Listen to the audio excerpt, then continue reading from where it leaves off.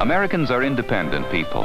Nearly 200 years ago, our nation was formed because the first Americans would not tolerate foreign control of their lives.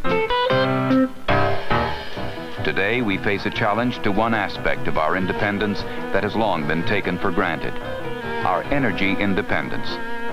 It was not until the Middle-East Oil Embargo in the fall of 1973 that most Americans began to recognize the vital role that energy plays in our lives, and that we could not look to domestic energy supplies to fill all of our needs.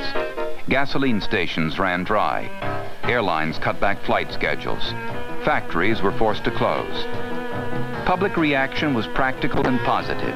Lights were dimmed. Thermostats were lowered. Carpools were formed. People took the bus. Then they talked about it.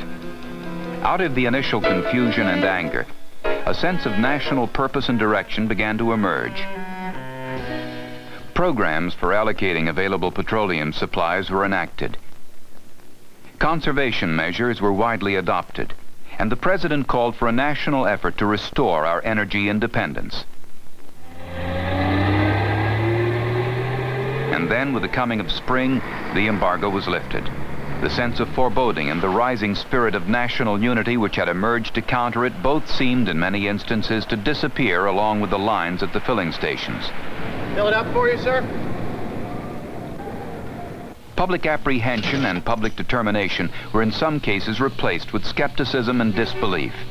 The energy crisis, if there had ever really been one, seemed to be over.